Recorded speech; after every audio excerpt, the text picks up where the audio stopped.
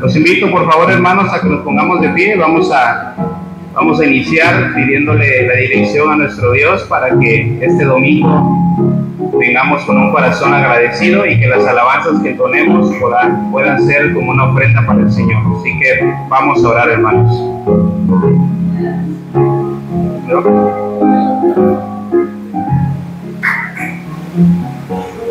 Amado Padre que moras en lo más alto del cielo, gracias te damos, bendito Señor, porque nos permites, Padre, iniciar una semana más.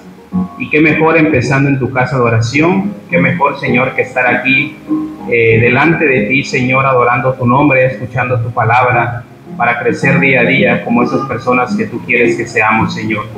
Gracias porque nos has puesto en el corazón, Padre bendito, a través de tu Espíritu Santo, el deseo de estar aquí para vernos cara a cara entre hermanos y poder gozar, Señor, también de este momento sublime, Señor amado. Gracias porque a lo largo de la semana tú has sido bueno. Gracias porque nos amas, porque nos bendices. Gracias porque vemos tu amor en cada plato de comida que tú pones en nuestra mesa. Cada día que salimos a trabajar bajo el sol, bajo la lluvia. Gracias porque también hasta aquí nos has dado la salud. Gracias por tu amor, gracias por tu infinito perdón, porque a pesar de que somos humanos, Padre, tú tienes consideración de nosotros y aún así nos amas, Padre. Gracias por tu fidelidad. Gracias, Señor. Nunca acabaríamos de darte las gracias por todo lo que tú haces por nosotros, pero permítenos hoy poder entonar estas alabanzas que puedan llegar como una ofrenda para ti, Señor, que de nuestro corazón y de nuestra boca salgan palabras, Señor, que te puedan glorificar. Bendice este momento sublime como iglesia. Permítenos, Padre, hoy gozarnos delante de ti, Señor. Bendice a mis hermanos que vienen en camino también, Padre Santo. Y, Señor, en este momento vamos a iniciar el culto encomendándonos en tus manos. Gracias te damos por todo en el nombre precioso de tu Hijo Jesucristo. Amén. Amén. Amén, hermanos. Es un gozo, un placer volver a estar aquí. Gracias primeramente a Dios, ¿verdad?, que nos da la oportunidad. También gracias ahí a Eric y al hermano Víctor, que igual vamos a empezar un proyecto. Entonces, es bonito verlos otra vez este domingo. Yo siempre he dicho que le digo a mi esposa que verlos cada domingo es como cuando yo veo a mi familia. Es un gozo, un placer estar con ustedes. Así que vamos a entonar este domingo las alabanzas para que también demos gracias a través de nuestra boca, ¿verdad? A través de estas alabanzas, gracias al Señor porque Él ha sido bueno con nosotros. Así que, hermanos, los invito por favor a que busquen en sus himnarios el número 32.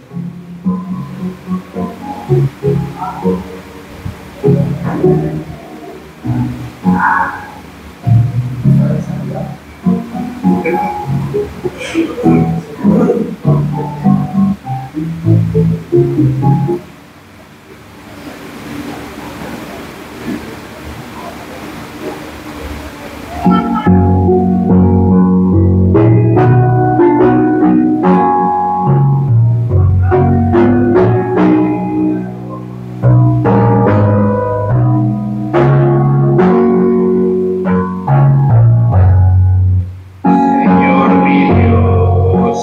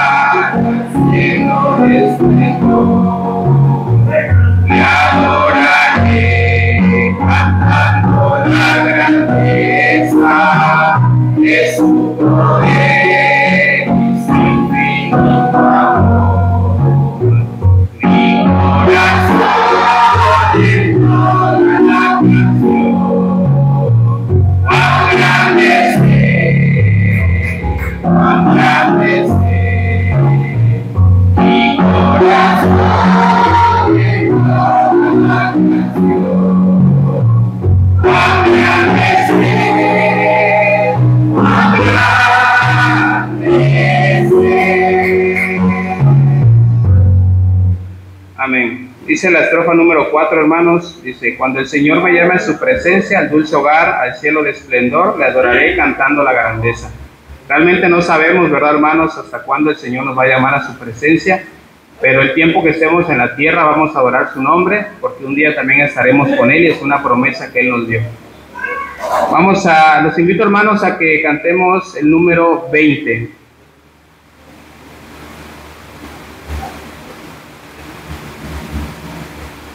Himno número 20.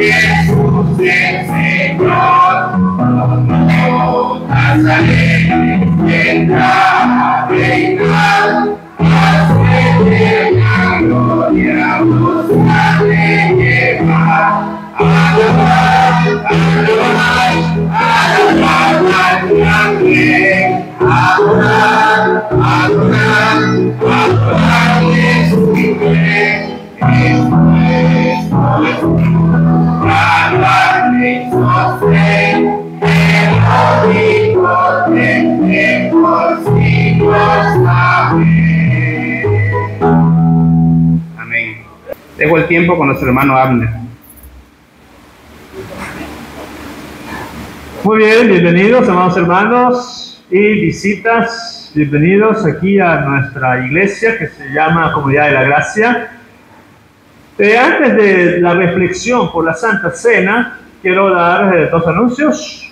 Primero, pues mi esposa no está hoy con nosotros porque se quedó allí en casa en algunos quehaceres, ayudando a la familia, porque algunos saben de que la abuela tuvo una operación y luego también está un poquito delicada.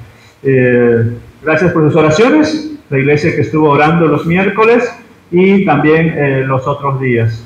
Gracias, esperamos en Dios que ella pueda recuperarse, no solamente en su ánimo, sino también en su cuerpo.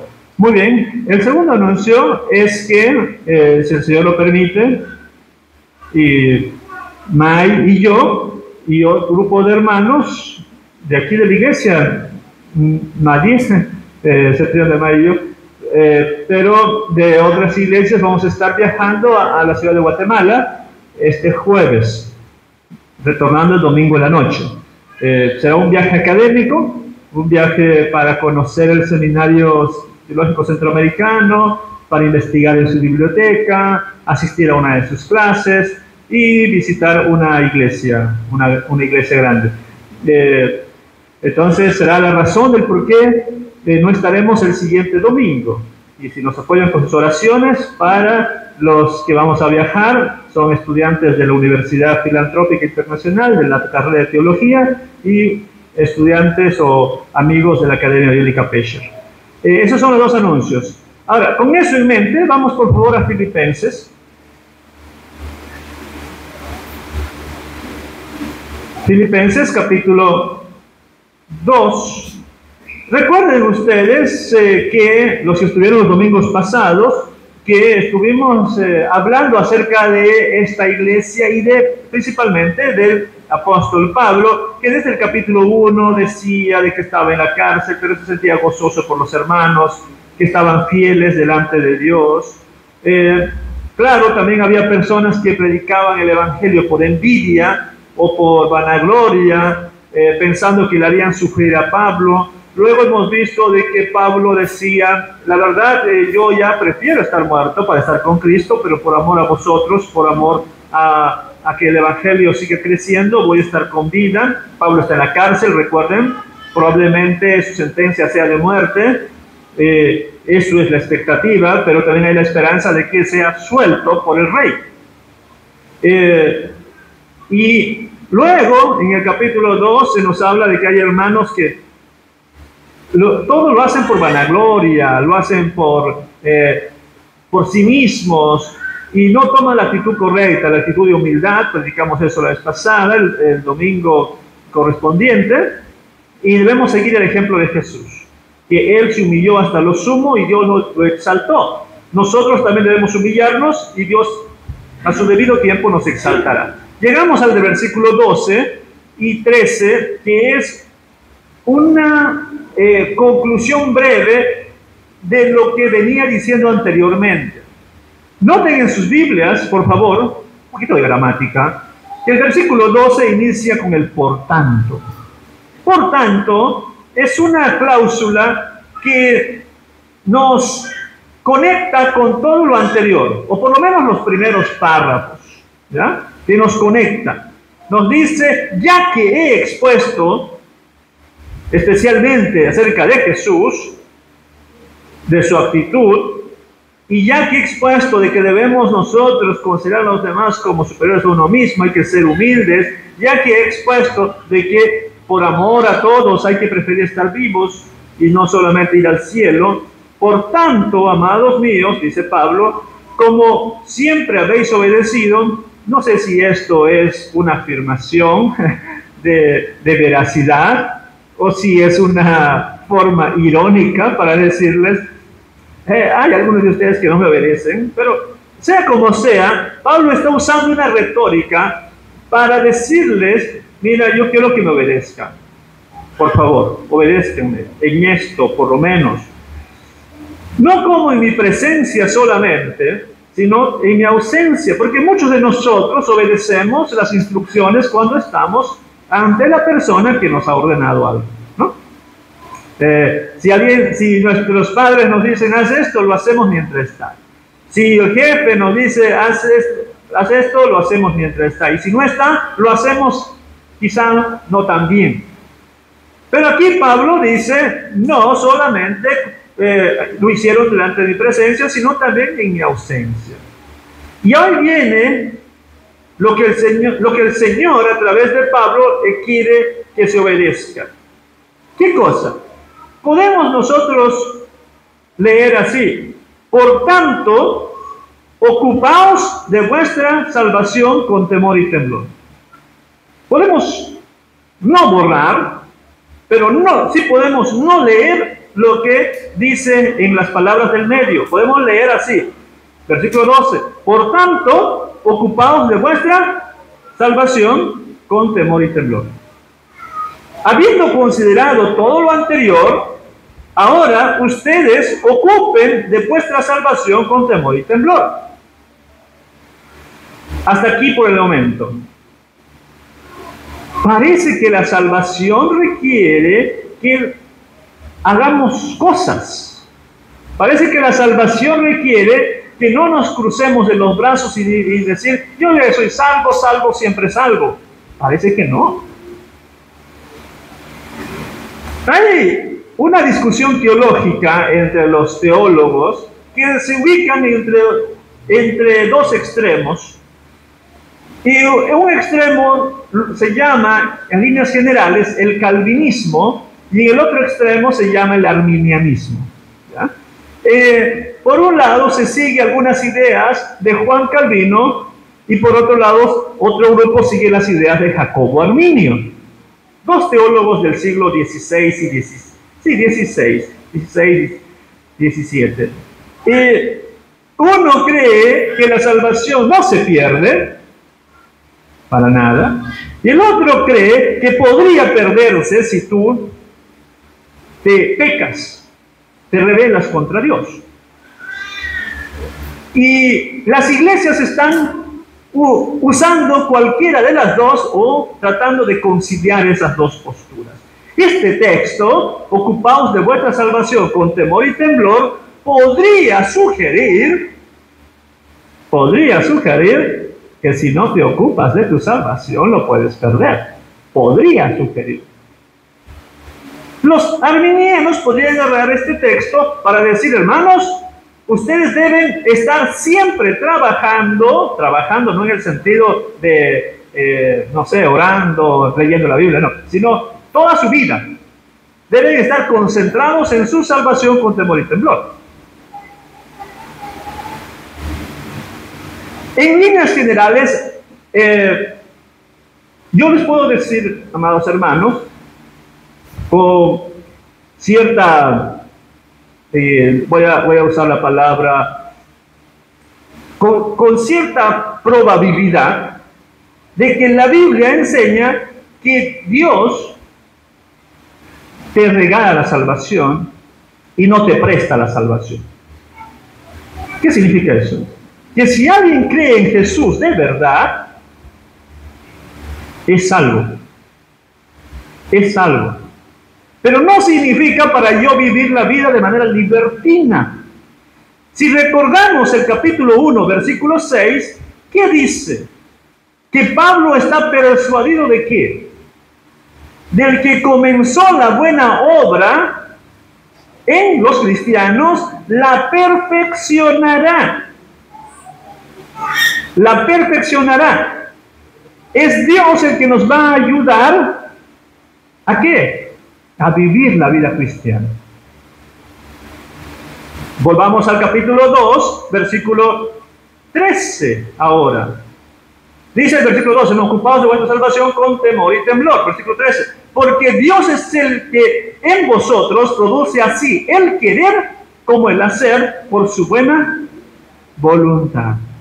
¿Quién te ayuda a vivir de una manera correcta? Dios. Porque Él produce el querer y el hacer. Por eso estoy diciendo de que podemos ocuparnos en nuestra salvación, podemos vivir en santidad, buscar la santidad con temor y temblor, porque es un regalo maravilloso de Dios y no hay que pisotearlo. Porque a mí, a la verdad, bueno, ya he dicho esto varias veces, yo no soy de regalar. Yo soy el tío codo, ¿no? Yo soy el tacaño de la familia. No soy mucho de regalar. Y si no me regalan, no me ofendo. Pero, si yo regalo algo a alguien, que gasté no sé cuánto, pero gasté algo, lo compré con mucho amor, o quizá por compromiso, pero lo compré. Y voy a visitar a esta persona y ese regalo lo veo como trapeador.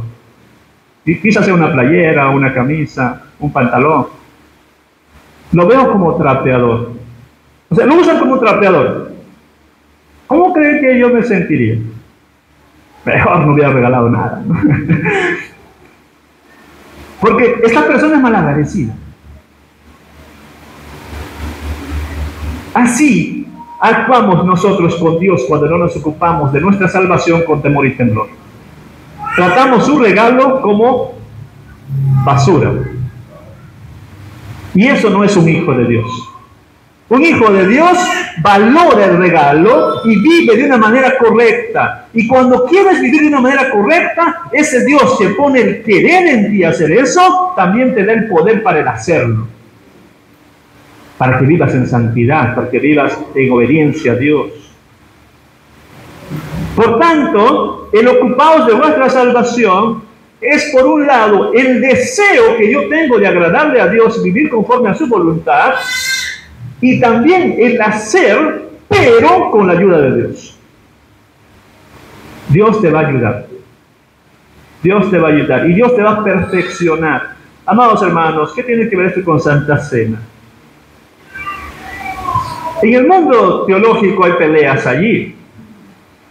¿Por quiénes murió Jesús? ¿Por los elegidos nada más o por todo el mundo? En esta iglesia creemos por todo el mundo. Hay iglesias que creen que solamente por los elegidos. Nosotros creemos por todo el mundo. Así que nosotros accedemos a la salvación porque Cristo Jesús murió por nosotros. Y así puede ser salvo también tu vecino, tu familiar, cualquiera, porque Jesús murió por todos. Por supuesto, esa de la discusión de los elegidos, eso lo dejamos para otro tema, que la verdad es un tema difícil de responder. Pero Jesús murió para darnos salvación. Su muerte en la cruz, amados hermanos, va a ser el que nos da salvación. Y el autor del libro de Hebreos, que también parece apoyar a Jacobo Arminio, va a decir: horrenda cosa es caer en manos de un Dios vivo. Y ahí mismo, en Hebreos 10, 26, 27, 28, va a decir de que ¿acaso va a morir Jesús nuevamente? No, ya no va a morir, ya murió. Por tanto, ¿cómo vas a pisotear la sangre de Cristo? No lo estoy diciendo yo. No lo estoy diciendo yo. Lo está diciendo el autor del libro de Hebreos en el capítulo 10. En el capítulo 10 dice literalmente esto. Literalmente esto. Dice, versículo 26, porque si pecáramos voluntariamente, después de haber recibido el conocimiento de la verdad, ya no queda más sacrificio por los pecados.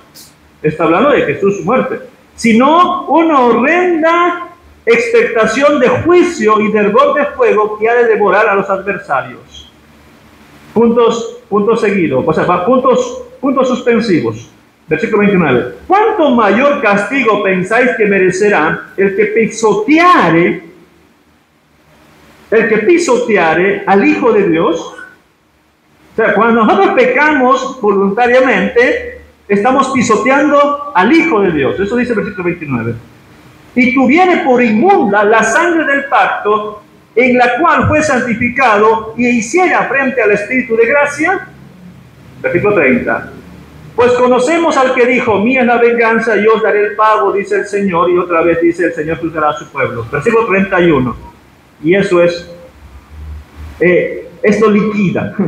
31. Horrenda cosa es caer en manos del Dios vivo. Nosotros como cristianos debemos ocuparnos en nuestra salvación con temor y temblor, porque esa salvación le costó la vida, la sangre de Jesucristo, el Hijo de Dios. Y cualquiera que se desocupa o cualquiera que toma esto como si fuese un juego, está pisoteando a Jesús. Y horrenda cosa es caer en manos de un Dios vivo, si alguien pisotea a Jesús. Y vamos a tomar la Santa Cena hoy con esa, por un lado, advertencia, pero también con esperanza. Advertencia para no vivir la vida de una manera libertina, y esperanza porque Dios produce en nosotros el querer y el hacer, pero también con gratitud por esa salvación tan grande que tenemos, que le costó la vida a nuestro Señor Jesucristo. Y hoy tomaremos la Santa Cena en honor a su vida, a su muerte y a su victoria sobre la muerte. Vamos a orar. Señor bendito, a ti sea la gloria, la honra, a ti sea la alabanza y nuestra adoración. Te quiero pedir, oh Padre, que tú bendigas a cada uno de tus hijos e hijas, que tú bendigas a todos los visitantes también, niños y adultos, todos, que estamos aquí reunidos para alabar tu nombre. Ya cantamos himnos y ahora vamos a tomar la Santa Cena. Y luego estaremos también escuchando el mensaje y luego un discipulado. Bendice el culto de hoy. De manera específica quiero pedirte por la Santa Cena. Señor, bendice los elementos, por favor. Bendice el pan que representa el cuerpo de nuestro Señor, y bendice la copa que representa la sangre de nuestro Señor. Y con esa muerte nosotros disfrutamos de una salvación tan grande. Bendice a tus hijos e hijas que han de tomar la cena con temor y temblor, como dice tu palabra. Gracias. Oramos en Jesucristo. Amén. Por favor, reciben la copa los que están en plena comunión, han sido bautizados y han creído en Jesús. Por favor, dos voluntarios que quieran ayudarnos repartiendo los elementos, dos personas que el Señor toque sus corazones y digan, yo quiero ayudar. Muy bien, gracias.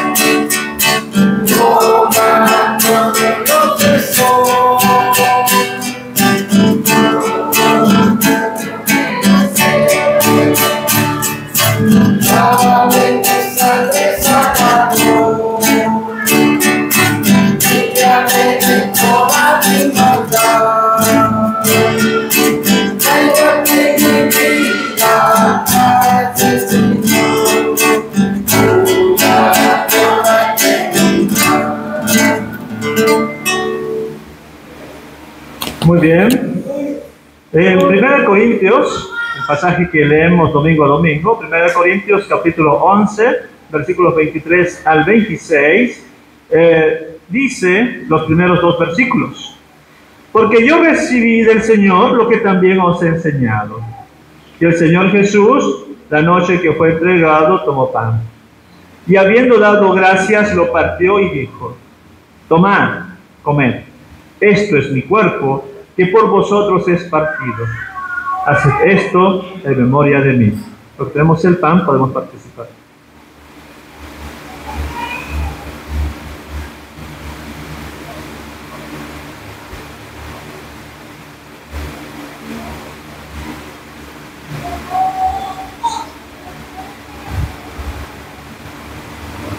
Versículo 25. Asimismo, tomó también la copa después de haber cenado, diciendo: esta copa es el nuevo pacto en mi sangre. Haced esto todas las veces que la bebereis en memoria de mí. Porque tenemos la copa, podemos participar.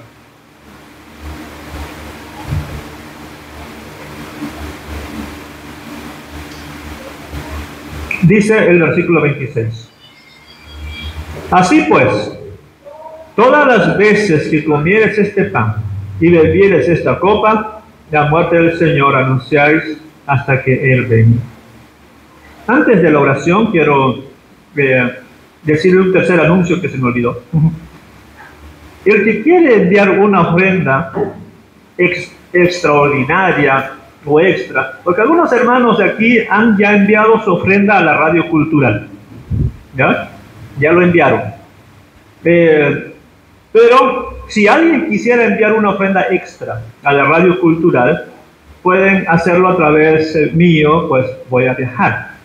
Y si la iglesia decide enviar una ofrenda especial también para la radio, puede hacerlo.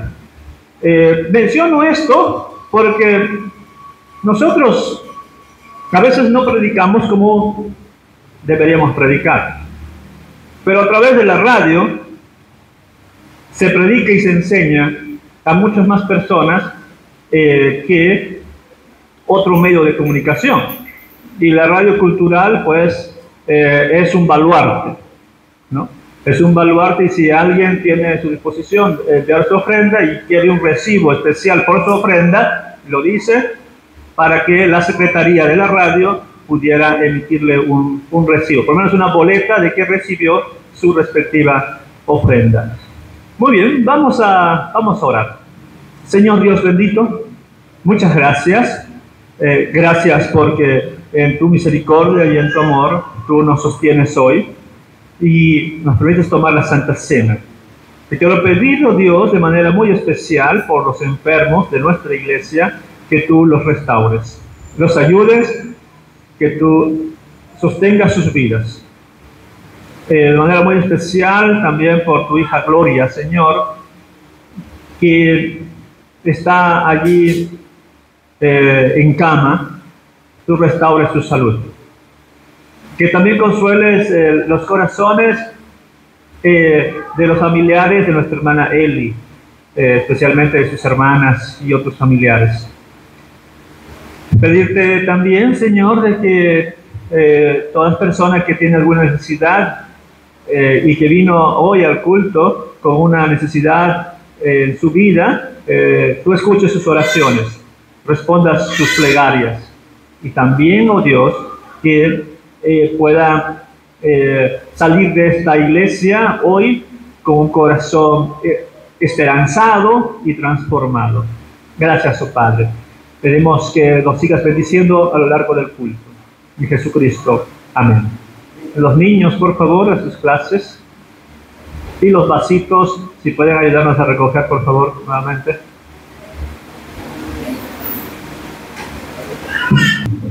Bueno, hermanos, quiero darles la bienvenida a todos. Espero que sean bienvenidos a la casa del Señor. Espero de verdad, de todo corazón, mis hermanos, que a lo largo de la semana usted haya sido bendecido y prosperado en todo lo que usted haya emprendido en esta semana. Y en esta mañana tenemos varias visitas. Y como siempre, mis hermanos, siempre es muy alegre como miembro de la iglesia poder tener visitas. Y en esta mañana nos visita Yuridia, ¿verdad? Que viene acompañada de Rodrigo. Bienvenida sea Yuridia a la casa del Señor. También quiero darle la bienvenida también a mi hermano Rosenberg, también que nos vuelve a acompañar. Bienvenido sea Roy a la casa del Señor. Y también quiero dar la bienvenida a doña Patti, a Felipe, a Yasmín y a Catherine que nos acompañan en la iglesia. Bienvenidos sean, hermanos. Y bienvenidos sean todos, como siempre digo, ¿verdad? No se vayan a poner celosos, decir, ay, el hermano solo le dio la bienvenida a los nuevos y a mí no. También tenemos a Arturo con nosotros. Bienvenido seas Arturo también a la casa de nuestro Dios. Bueno, hermanos, vamos, por favor, abran sus Biblias en el Evangelio de Marcos. Vamos a retomar nuevamente nuestra serie expositiva del Evangelio de Marcos. Y quiero que por favor abran sus Biblias en Marcos capítulo 9, versículos 30 al 37. Marcos capítulo 9, versículos 30 al 37. Por favor, si alguien puede ayudar a las visitas a buscar el texto, por favor, hermanos, si son tan amables, dejen por un momento su comodidad y preocúpense por los nuevos, por favor, como miembros de la iglesia. Marcos capítulo 9, del versículo 30 al versículo 37. Cuando ya lo tengan todos, podemos decir amén. ¿Ya lo tienen todos? Dicen Marcos capítulo 9, versículo 30 al 37 de la siguiente manera. Lo voy a leer y ustedes me siguen con la vista. Dice así la palabra del Señor.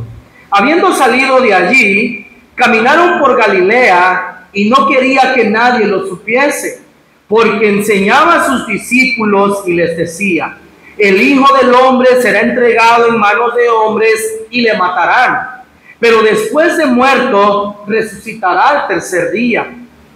Pero ellos no entendían esta palabra y tenían miedo de preguntarle.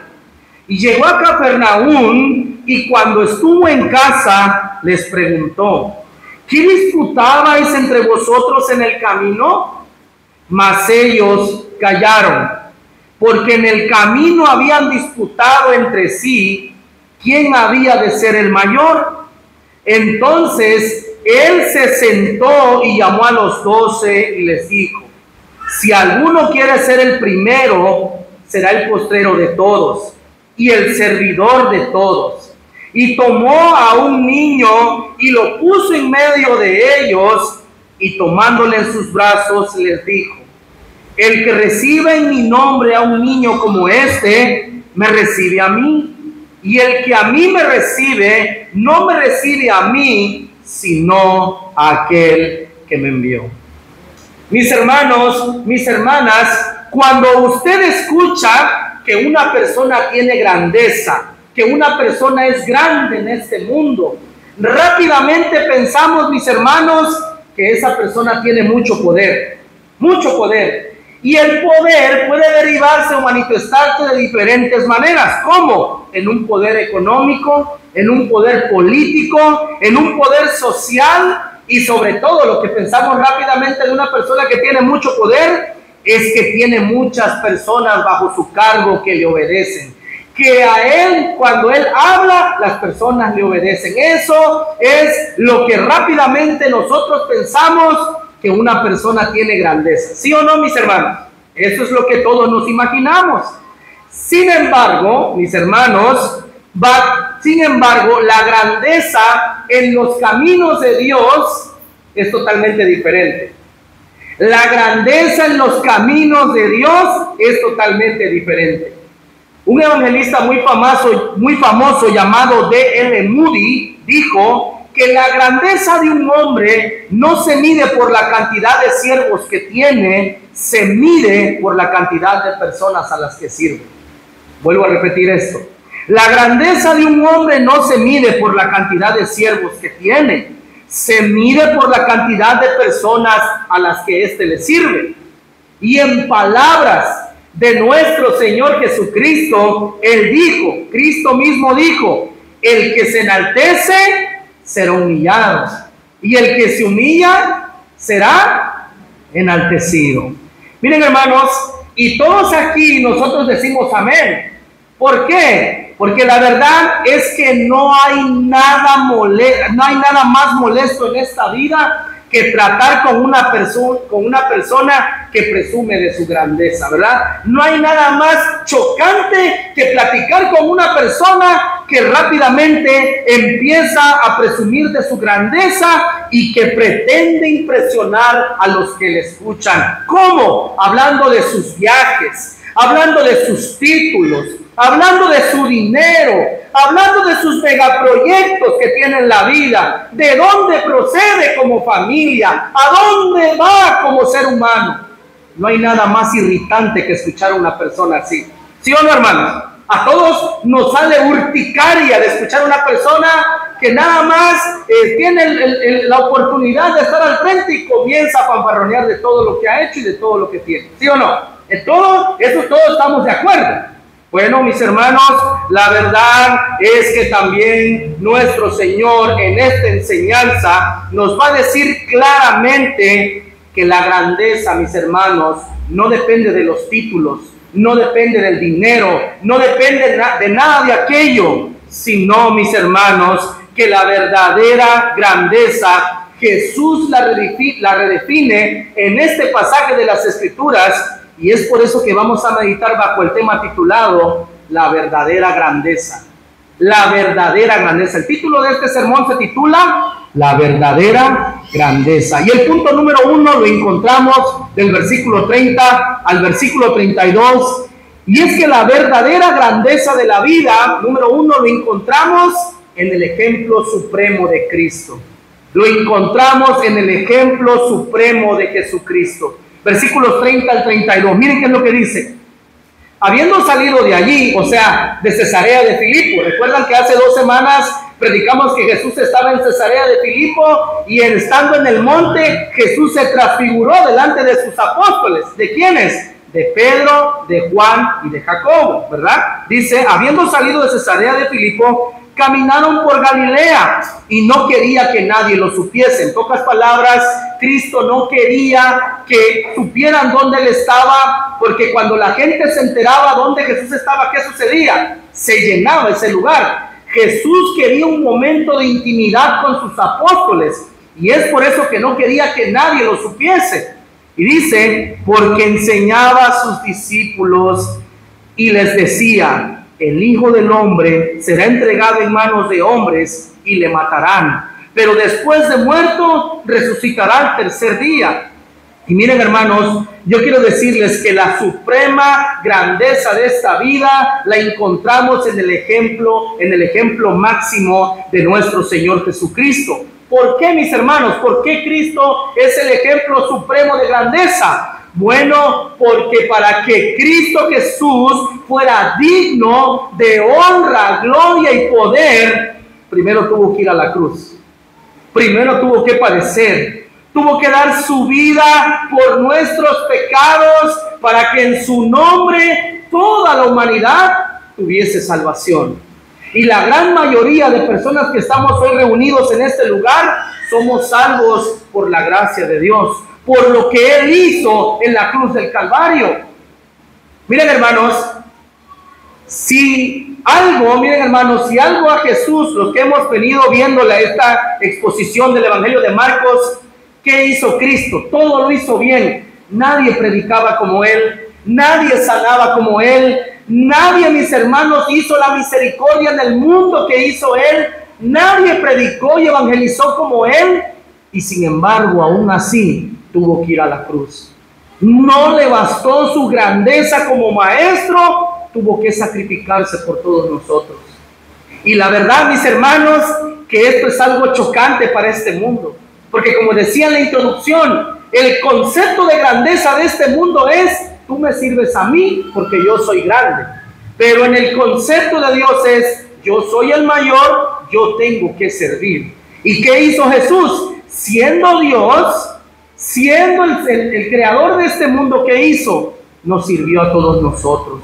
Ahora, mis hermanos, yo quiero que ustedes vayan al versículo 31. Ahí hay un título que dice, el Hijo del Hombre será entregado en manos de hombres. ¿Por qué Jesús se dice a sí mismo el Hijo del Hombre? Yo quiero que usted memorice ese título, el Hijo del Hombre. Bueno, la respuesta es porque en el libro del profeta Daniel, capítulo 2, los que han leído un poco la Biblia saben la historia, que un día el rey Nabucodonosor tuvo una gran visión y eso le turbaba y no habían sabios en Babilonia que le enseñaran. Entonces fue traído Daniel delante de su presencia y le dijo: mira, rey, la visión que tuviste era de un gran hombre enorme, y de repente venía una piedra y cortaba, destruía aquello y se llenaba la tierra de esa gloria.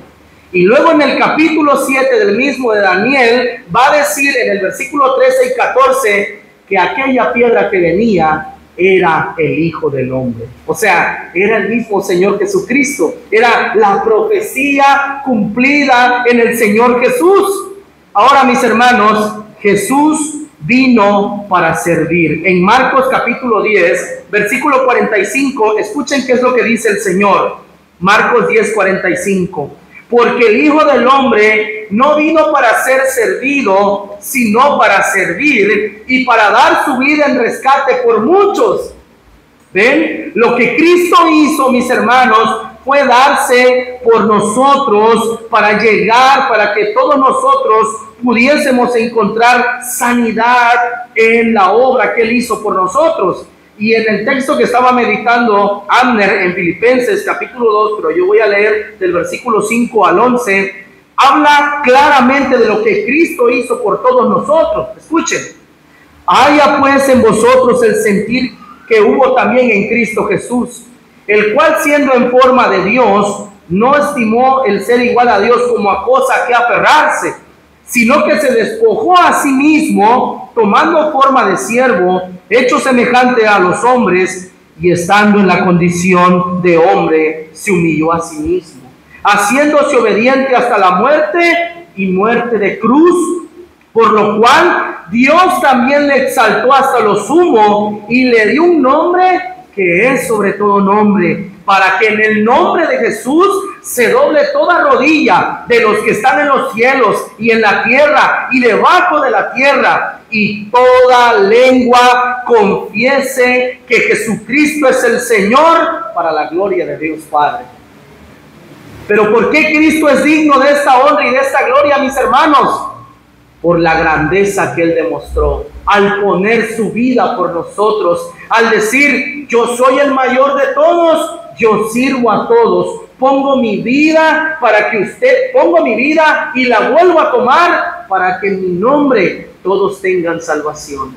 Y eso, mis hermanos, nos deja una gran enseñanza a todos los que somos creyentes.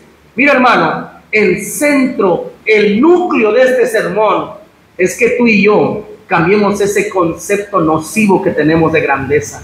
Porque, mis hermanos, el mundo, la verdad es que entre más títulos, entre más viajes, tú me sirves a mí.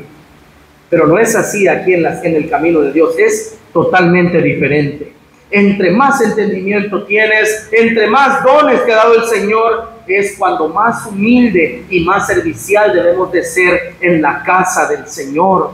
Hermanos, yo quiero decirles claramente que aquellos que se acercan, también aquellos que nos acercamos a Jesucristo, también nosotros tenemos que ir a la cruz primero.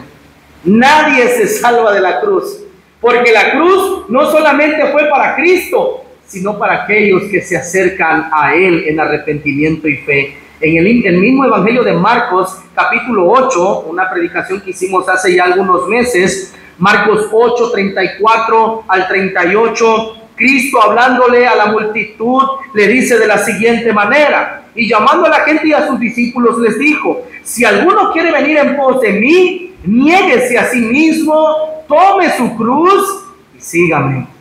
Porque todo aquel que quiera salvar su vida la perderá, y todo el que pierda su vida por causa de mí y del evangelio la salvará. Porque ¿qué aprovechará al hombre si ganare todo el mundo y perdiere su alma? ¿O qué recompensa dará al hombre por su alma? Porque el que se avergonzare de mí y de mis palabras en esta generación adúltera y pecadora, el Hijo del Hombre se avergonzará también de él cuando venga en la gloria de su Padre con los santos ángeles. Mis hermanos, quiero decirles que también la cruz no solamente fue para Jesucristo, sino para todos aquellos que nos acercamos en arrepentimiento y fe. Y grábate esto muy bien, mi hermano, que te consideras hija o hijo de Dios. Primero es la cruz y después es la gloria. Primero es la cruz y después es la gloria. No es al revés, hermanos. Primero es la cruz y después es la gloria. Y saben algo, mis hermanos, el versículo 32 nos va a decir algo bien curioso. Dice, pero ellos no entendían esta palabra y tenían miedo de preguntarle. Miren, yo siento que los apóstoles no es que no entendieran. Entendían lo que iba a pasar porque Cristo les hablaba claramente. Yo voy a ser asesinado. Yo voy a dar mi vida en rescate por todos ustedes. Y al tercer día yo voy a resucitar. ¿Saben cuál era el problema de los apóstoles? Que ellos ya estaban pensando en suceder al Señor Jesucristo. Él va a morir, ¿quién va a ser el mayor entre nosotros? Ya no va a estar el maestro, ¿quién va a ser el mayor entre nosotros? Miren, algo parecido a lo que está pasando hoy con el país, políticamente hablando, ¿verdad? Falta más de un año para que se vaya el presidente y andan los pleitos tremendos entre el mismo partido, ¿verdad? ¿Quién va a suceder al presidente? Y la verdad es que dice el texto allí, que ellos tenían miedo de preguntarle. ¿Por qué? ¿Recuerdan que Jesús ya había regañado a Pedro? ¿Recuerdan que cuando le dijo a Pedro, tú eres el Hijo de Dios, tú eres el Cristo? Y luego cuando dice, sí, bienaventurado eres Simón, hijo de Jonás, porque no te lo reveló carne ni sangre, sino mi Padre que está en los cielos. Pero cuando él dijo, yo voy a morir, dijo, no lo hagas, Señor, ten compasión de ti. Y dijo, quítate delante de mí, Satanás. Y es por esa razón que los apóstoles tenían miedo de preguntarle al Señor, porque ellos no lograron entender claramente que Jesús tenía que morir. Ellos decían, si tú eres el Mesías, si tú eres el Hijo del Hombre profetizado en Daniel, ¿por qué tienes que morir? Nosotros queremos sucederte. Y eso nos lleva al encabezado número 2, punto número 2 en esta predicación, y lo he titulado del versículo 33 al versículo 34, la autoexaltación de los apóstoles. La autoexaltación de los apóstoles. Versículos 33 al versículo 34. Dice, y llegó a Capernaum, y cuando estuvo en casa, les preguntó, ¿qué disputabais entre vosotros en el camino? Se la pregunta.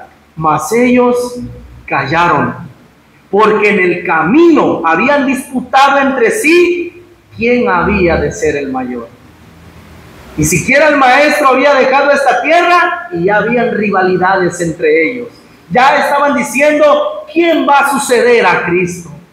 Miren, hermanos, el texto, si lo examinamos, nos da gran información. Jesús se acerca y les pregunta, ¿qué disputa traían en el camino? Y en el Evangelio de Lucas va a decir que Jesús ya sabía lo que había en sus corazones, pero simplemente se los preguntó para ver si ellos se animaban a decirle qué era el pleito que traían. Y la verdad es que ellos venían disputando quién había de ser el mayor. ¿Recuerdan que en Cesarea de Filipo, Pedro, Juan y Jacobo habían estado en la transfiguración del Señor? Mientras que Juan, Pedro y Jacobo veían la gloria de Dios, los demás apóstoles lidiaban con un endemoniado. ¿Recuerdan ese pasaje de las Escrituras, esa predicación? ¿Y qué pasó? No pudieron echar fuera el demonio. Y sin duda alguna los escribas y la gente los estaban escarneciendo. Y yo creo, esa es una imaginación mía y de algunos comentaristas también, mis hermanos, yo creo que ellos por el camino le contaron a los demás lo que habían visto. Y creo que esto había provocado rivalidad entre ellos. ¿Cómo así? ¿Cómo, hermano? Bueno, imagínense, el texto da a entender que Cristo iba aparte de ellos, que no iba caminando junto con ellos. No sé si Cristo iba adelante o Cristo iba hasta atrás, pero ellos iban juntos y Jesús iba aparte, porque no escuchó la plática. Y yo me imagino que tal vez Pedro, que era el que más hablaba, dijo, chicos, Juan y Jacobo y yo tenemos algo que contarles. Pero ya me imagino, ¿no? El hinchado de orgullo, ¿verdad? Fíjense que mientras ustedes lidiaban con ese endemoniado que ustedes no pudieron sacar, el Señor se transfiguró delante de nosotros. Y no solamente vimos a Él, también vimos a Moisés y a Elías. Y una nube, vimos su gloria. Creo que alguno de nosotros va a ser el mayor cuando ya no esté el Señor. Y esa inyección de presumir en medio de los 12, hermanos, la verdad es que detonó peleas internas y el debate interminable de quién sería el mayor o el elegido por el Señor. Y aquí yo logro ver un gran problema. El problema que todos tenemos, no solo los apóstoles, todos los que estamos aquí estamos hinchados de orgullo, todos, sin excepción. Todos tenemos un orgullo enorme y lo voy a probar. Hermanos, el problema es que el ser humano minimiza sus errores propios y exalta sus virtudes. Pero cuando le toca juzgar a otra persona, maximiza sus errores y minimiza sus virtudes. Y díganme si la gran mayoría o todos nosotros somos así. ¿Y saben qué es lo peor? Que ninguno reconoce la grandeza de su hermano. Ninguno, hablando entre los apóstoles, si yo hubiera estado en ese lugar, porque con todo respeto, ¿qué habla la Biblia de Mateo? ¿Qué habla la Biblia de Judá? De Judas, de los dos. ¿Qué habla de ellos? Casi nada. Los que más hablan en los evangelios es de Pedro, de Jacobo, de Juan y otro más. Y la gran mayoría de los demás estaban como espectadores, que al final todos trabajaron para la gloria de Dios. Pero uno debe de reconocer, hermanos, cuando una persona tiene mayor talento que uno. Uno debe de reconocer cuando una persona es mejor en algo que uno. Y no se termina el mundo, hermanos. Al contrario, cuando tú reconoces que una persona es buena en algo y tú lo sabes reconocer, acércate humildemente a preguntar cómo se hace.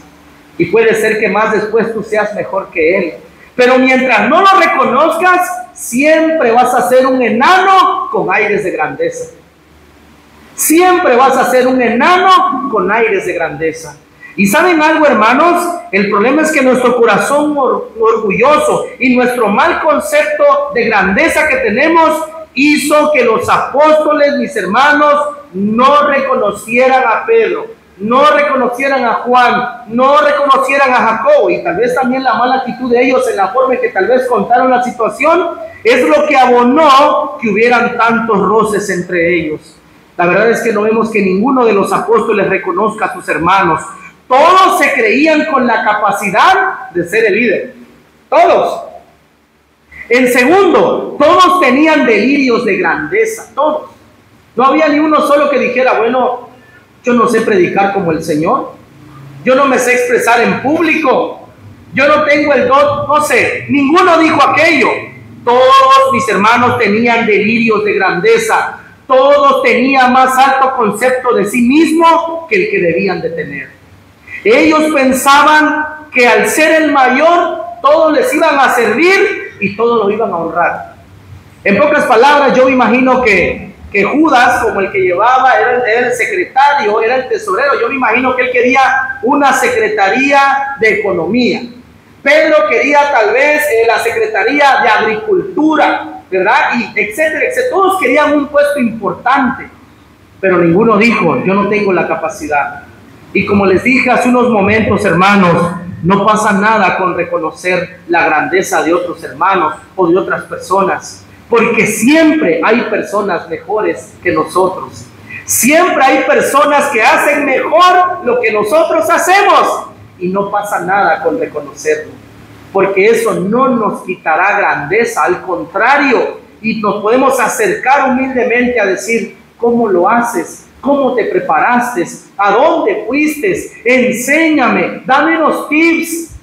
Y eso hará que usted y yo crezcamos en todos los aspectos de nuestras vidas, en lo espiritual, en lo social, en lo económico, en todo. Miren, hermanos, nosotros también somos como los apóstoles. Nosotros también, hermanos, anhelamos ser los mayores. nosotros también tenemos delirios de grandeza. Todos aquí tenemos delirios de grandeza. Todos tenemos problemas con el orgullo. No reconocemos a alguien que sea mejor que nosotros. Todos mis hermanos, todo esto se debe al mal concepto de grandeza que tenemos. Y es por esta razón, mis hermanos, que para terminar este sermón, quiero enfocarme en el punto número 3. Y esto es la cura para ese mal concepto que tenemos de grandeza. Y el punto número 3 lo encontramos del versículo 35 al versículo 37. Y es que vamos a ver la lección de Jesús a los apóstoles. La lección que Jesús le da a los apóstoles. Versículo 35 al versículo 37. Dice así: entonces él se sentó, después de haberles preguntado y saber que tenían bronca entre ellos, dice, entonces él se sentó y llamó a los 12 y les dijo: si alguno quiere ser el primero, será el último de todos y el servidor de todos. Y tomó un niño y lo puso en medio de ellos, y tomándole en sus brazos le dijo: el que recibe en mi nombre a un niño como este, me recibe a mí. Y el que a mí me recibe, no me recibe a mí, sino al que me envió. Hermanos, quiero decirles que Jesús en este pasaje de las Escrituras redefine la grandeza. ¿Cómo? Jesús no está diciendo que no debemos de anhelar tal vez ser líderes en algo, en cualquier ámbito de la vida y sobre todo en los caminos de Dios, pero cuando nosotros lleguemos a ese puesto alto, sobre todo en los caminos de Dios, debemos de entender que es para servir, no para ser servidos.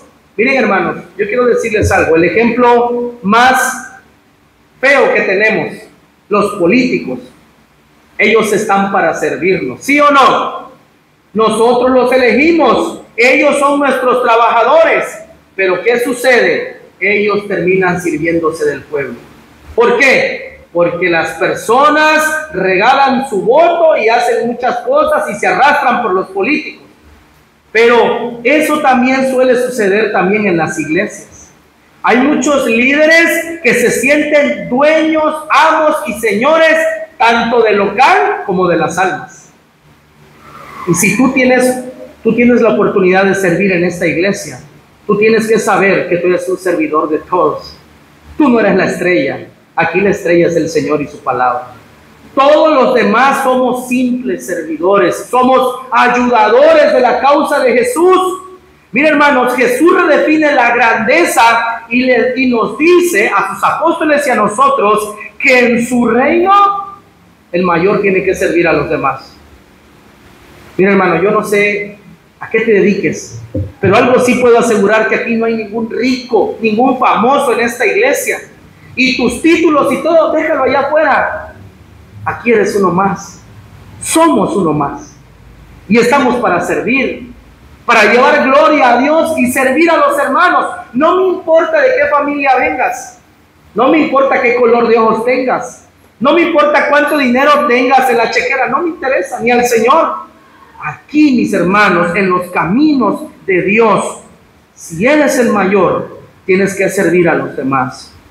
Y ¿saben algo, mis hermanos? Yo sé que esto es algo contrario a lo que nos han metido en la cabeza por años viviendo en el mundo.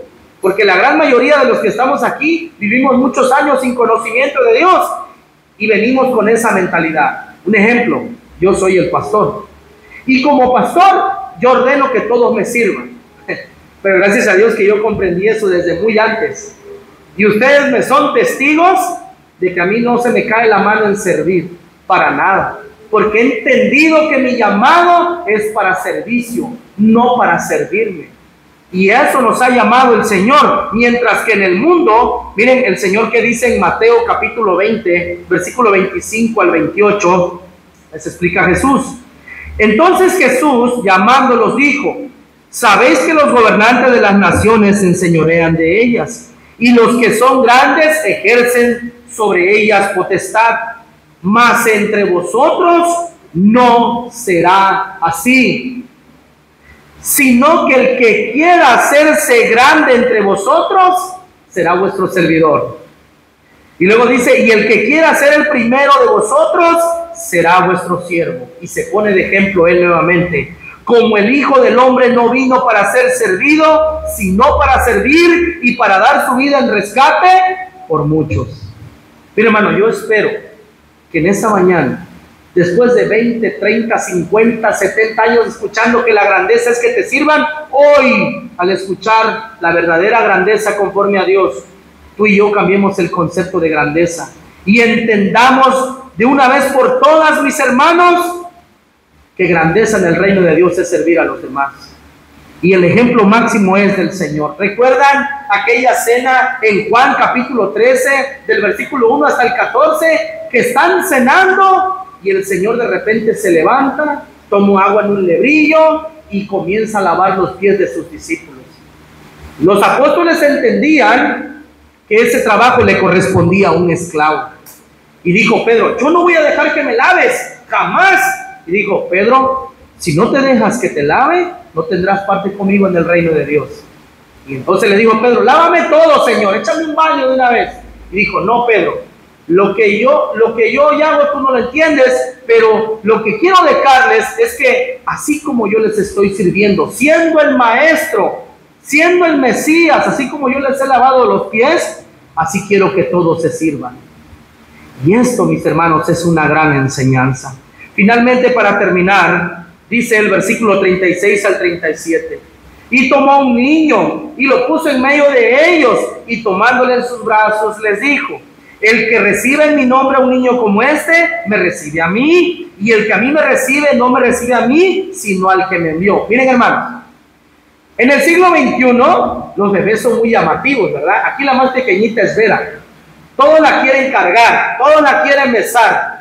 Pero en el siglo I los niños no eran tenidos como nada. Los únicos que cargaban a sus hijos eran los padres. Entonces, eso significa, mis hermanos, aparte de que Jesús redefine la grandeza en el versículo 35, el versículo 36 y 37, el Señor nos está diciendo que debemos de servir a aquellos que el mundo considera sin importancia. ¿Qué significa eso, mis hermanos? Bueno, Jesús toma un niño y algunos dicen que tal vez estaban en la casa de Pedro y que era tal vez algún hijo de Pedro, quién sabe, no se sabe. Pero lo pone como ejemplo de que debemos de recibir a la persona sin tomar en cuenta su estatus social o económico. Mira, hermano, un niño no tiene dinero, un niño no tiene fama, un niño no tiene poder, un niño no tiene influencia, un niño es dependiente, un niño es miedoso, un niño no ha logrado nada en este mundo. Y sin embargo el Señor está diciendo, ustedes deben de aceptar a cualquier persona por el simple hecho de ser mi hijo, de que son tus hermanos. Así que este es un mandato muy serio para nosotros como iglesia. Hermanos, debemos de verdad de aceptar a toda aquella persona que entre a la iglesia, debemos de servirle. Sin ver si tienen, si no tienen, qué color son. No. Tenemos que servir por el hecho de que en el camino de Dios la verdadera grandeza es un camino de humildad y de servicio. Vuelvo a repetir, la verdadera grandeza es un camino de humildad y de servicio, y esto nos debe de llevar a valorar nuestro servicio delante de Dios. Y para terminar, quiero terminar con estas palabras. Mis hermanos, que el concepto de grandeza según Dios quede grabado en nuestros corazones, tomando como ejemplo a Jesucristo, quien vino a dar su vida para rescatarnos del pecado. Hermano, oro a Dios porque tus delirios y mis delirios de grandeza sean reprimidos al considerar la obra de Cristo, y que sirvamos a todos por el mero hecho de que son nuestros hermanos. Hermano, la grandeza según Dios es un camino de humildad y de servicio. Que nunca se te olvide. La grandeza según Dios es un camino de humildad y de servicio. Que Dios nos ayude a practicar esa grandeza. Vamos a orar, vamos a darle gracias a Dios por su palabra. Señor, te damos gracias por tu palabra. Gracias, Señor, porque en esta mañana nos has confrontado. Padre, nos has enseñado lo que es ser grande en tus caminos. Gracias, Señor, porque nos has llamado a servirte. Y te pido, Padre, que hoy todo tu pueblo, al escuchar tu palabra, seamos hacedores de tu palabra, que la escuchemos con gozo y que la pongamos por obra. Permite que mis hermanos y yo tengamos esa grandeza conforme tú mandas, que es servir a los demás, llevar gloria a tu nombre. Permítenos, Señor, seguir creciendo en la grandeza según tu camino, porque te lo pedimos, Señor, en el nombre de Jesucristo, nuestro Señor y Salvador. Amén.